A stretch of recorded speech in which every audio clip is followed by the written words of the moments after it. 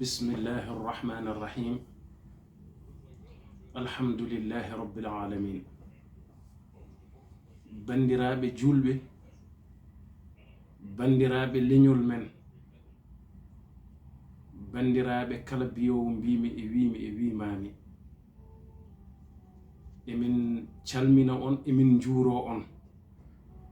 So on ji ni no mbaɗirmi, oɗon gandi to podmi huccude wonande alhamdulillahi rabbil alamin rafi biiteɗo virus corona garɗo o e leydi meɗen Sénégal ena ari e aduna o pop. Jinmi wiide yimɓeɓe yoɓe gartir haqqillaji maɓɓe, yoɓe gandu ɗum ɗo ko musibaji ɗi ganduɗa ko Allah tellini ɗum. Won noon ko nelaɗo Allah sallallahu alayhi wa sallam wino, o wino so tawi rafiji ngari e moɗon, goto e moɗon pop woto yaltu.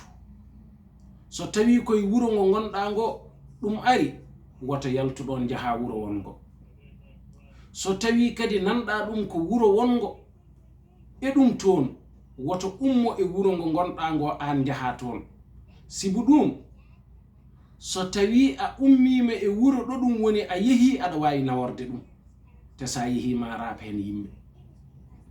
So tawi kadi a ummima e wuro ngo ala ɗum, a yeehi e wuro wongo ɗum, aɗa wawi raɓede. Ɗum noon yo yimɓe ɓe gandu ñaw koko faggi koko rentete. Enen Sénégal noon hande ɗo gonɗen ɗo ɓerɗe ɗe yimɓe pop nana kuli, kono yo yimɓe pop dutto haqqillaji mumen e Allah, ganda ko Allah hulete. Mayde koko arata, kullu nafsin zaiqatul maut. Kala fittano mendu wurde mano maayi. Ala ko heddotoɗo so wona Allah subhanahu wa ta'ala. Kono noon wiyama kadi nelaɗo sallallahu alayhi wa sallam wi addu'a'u silahul mu'min. Jogitare julɗo ko duwaw. Eɗen duwo, kono noon ko duwiɗen ko fof kadi kullu shay'in lahu sababun. Kala ko jiiɗa ena waɗi sababu. Doctoreɓe no ngoodi, kamɓe Allah waɗani en ɗo, kamɓe gandi rafiji ɗi, kamɓe gandi no ɗum safrorto. Nananen doctoreɓe ɓe ɗo ɓe ndewni en ndewen, koɓe kadi en goppen, ko ɗum woni gongo, ko ɗum nelaɗo yamiri, ɗum Allah yamiri. Ɗum noon yo yimɓe ɓe keɗo doctoreɓe ɓe, goppa renda rendoji ɗi, zéruji ɗi e gueɗe ɗe pop uste. So rafi ari, yimɓe laaɓadira deedi, kalda gongo. Gueɗe ɗe pop koko foti ustede, dente ɗe e gueɗe ɗe no doctoreɓe ɓe mbiri ɗum ni. Soɗen jiɗi hisde e rafi o, alay sago nanen jamiroje maɓɓe, jamiroje laamu ngu eno waɗiri ni, nane ande eywa faame golle. So en golliri noon, Allah no wawi en dandude e oɗo rafi bonɗo. Te kadi noon on ji minen komin seremɓe, min jogui tan ko duwaw, komin awluɓe Allah tan. Min ngala haydara so wona komin awluɓe emin ñaago Allah. Ñaagotoɗo Allah noon, yalli dokkeɗa, yalli mbasa rokkede, ko Allah tottata. Miɗen min ñaago noon yo Allah rokku en oɗo rafi bonɗo, o yalta Sénégal ha laaɓa ceɗa, o yalta aduna o ha laaɓa ceɗa.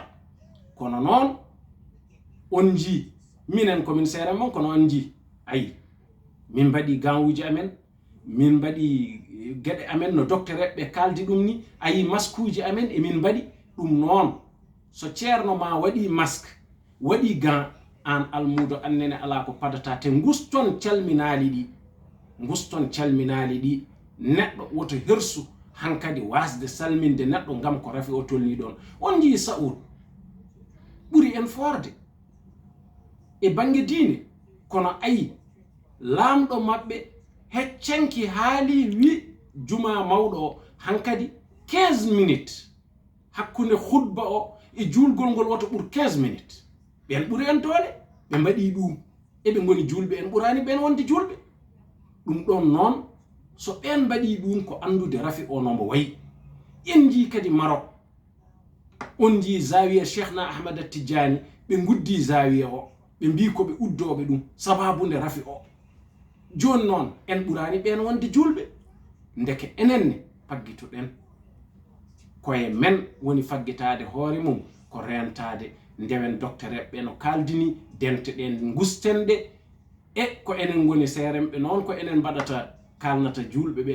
nana so tawi oɗon nana onon Sénégal naaɓe fuutankoɓe leñol ngol onon pop min Cheikh Oumar Thierno Mouhamadoul Bachir e yamirore khalifa o ko ni de min mbi ko ni no Allah wini nelaɗo Allah wini ko ni min mbi ɗum noon tinnoɗe ndentodiron goppon calminali ɗi mbaɗon ganwuji mon dañƴo fof yo wat mugoto kadi dente ɗe yo guste.